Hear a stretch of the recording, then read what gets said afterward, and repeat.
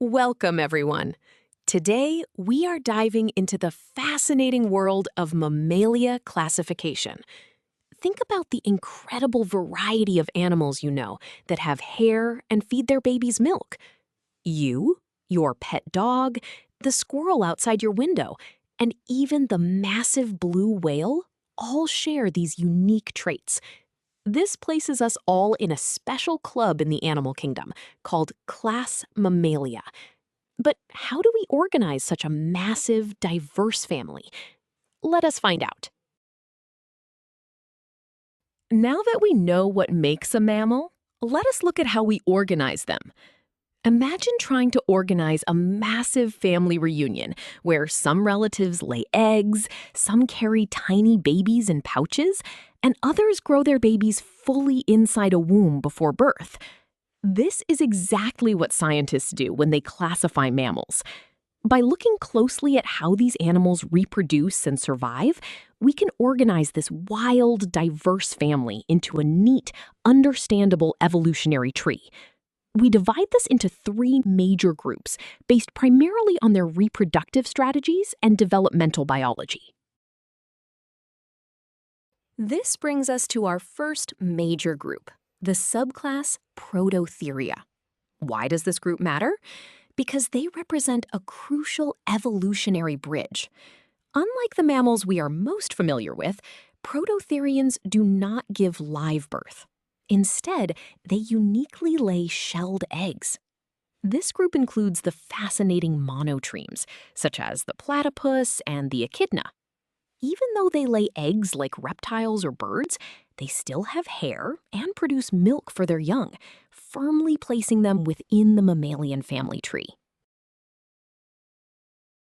Moving on from the egg layers, we encounter the second group, infraclass Metatheria. You probably know them better as marsupials. This group is incredibly important because of their unique developmental strategy. Instead of laying eggs or keeping the baby inside for a long time, female marsupials give birth to highly underdeveloped young. These tiny babies must then instinctively crawl into a maternal pouch. Inside this pouch, they continue to grow and develop safely. Famous examples include kangaroos and koalas, which have perfectly adapted this pouch-rearing strategy to survive in their specific environments. Having seen the pouched mammals, let us now look at the third and largest group, infraclass Eutheria. These are the placental mammals, and this is the group that humans belong to. The defining feature here is that the fetus develops extensively inside the mother's uterus before birth. During this long internal development, the growing baby is nourished by a highly complex organ called the placenta. This strategy allows the young to be born much more developed than marsupials. This classification reflects deep anatomical differences and a distinct evolutionary timeline. Now that we have defined these three groups, let us visualize how they relate to one another. Here you are seeing the mammalian phylogenetic tree. At the bottom, we have the common ancestor of all mammals, representing class Mammalia. Notice how the tree splits into three distinct branches.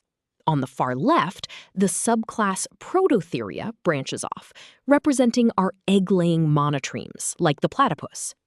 In the middle, we see the infraclass Metatheria, the pouched marsupials, like the kangaroo. Finally, on the right, the infraclass Eutheria branches out, representing the placental mammals. This diagram beautifully captures the evolutionary divergence of mammalian reproduction. With this evolutionary tree in mind, you might wonder why we care so much about separating mammals into these groups. First, understanding this classification helps us trace our own evolutionary history and see exactly how humans fit into the grand puzzle of life.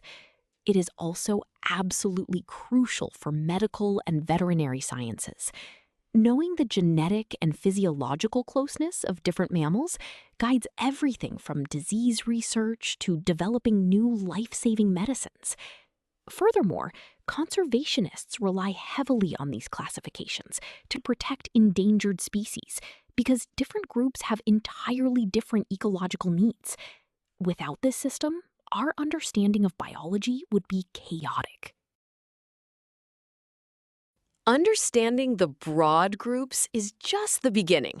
Now we must look closer. While reproductive strategies divide mammals into 3 broad groups, scientists need a way to classify the thousands of placental mammals into smaller, specific orders. One of the most important tools taxonomists use for this is the anatomy of their teeth. This is because mammals possess what is called heterodont dentition. This simply means they have different types of teeth, like incisors, canines, premolars, and molars that are adapted for specific diets. By examining these teeth, we can learn exactly what an animal eats and how it evolved. This anatomical trait leads us directly to a mathematical tool. We express heterodont dentition using the dental formula.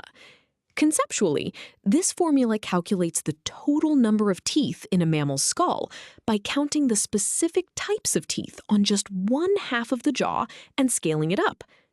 Let us look at the symbols. N represents the total number of teeth. The variables I, C, P, and M stand for incisors, canines, premolars, and molars. The subscript U means the upper jaw, and L means the lower jaw, counting only one side of the face. We add all these together and then multiply by the constant 2 to account for both the left and right sides of the symmetrical skull. If a species becomes strictly herbivorous, we would see a decrease in canines and an increase in molars. Before we move on, let us see this formula with a concrete example. We will calculate the dental formula for humans, who belong to the order primates. We are given that an adult human has 2 incisors, 1 canine, 2 premolars, and 3 molars on each side of the upper jaw, and the exact same on the lower jaw. We substitute these specific tooth counts into our equation. Summing the upper teeth gives us 8, and summing the lower teeth also gives us 8. Adding these tells us there are 16 teeth on one entire side of the face. Finally, we multiply by 2 for bilateral symmetry. The final answer is 32 teeth. This balanced mix of cutting, tearing, and grinding teeth reflects our evolutionary history as omnivores. Now that we have calculated human teeth, let us apply this to dogs, which belong to the order Carnivora. Dogs are adapted for hunting meat.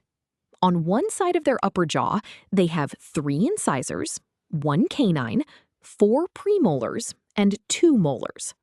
On the lower jaw, they have 3 molars instead of 2. We carefully plug these upper and lower values into our formula. Notice the asymmetry between the top and bottom molars. Summing the upper teeth gives 10, and the lower gives 11. Together, one side of a dog's mouth has 21 teeth. Multiplying by 2, we get our final answer of 42 teeth. This higher number, especially the prominent canines and numerous premolars, perfectly illustrates their specialized carnivorous adaptation. We have covered a lot of ground today, so let us summarize the key takeaways. First, the classification of mammals is a beautiful system that organizes these creatures based on how they bring new life into the world. We learned about the egg-laying prototherians, the pouched metatherians, and the placental eutherians.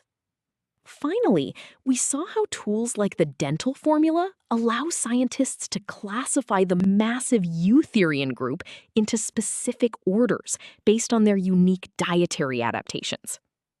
Understanding this classification gives us a profound appreciation for the incredible diversity and history of our own biological family. Great job following along.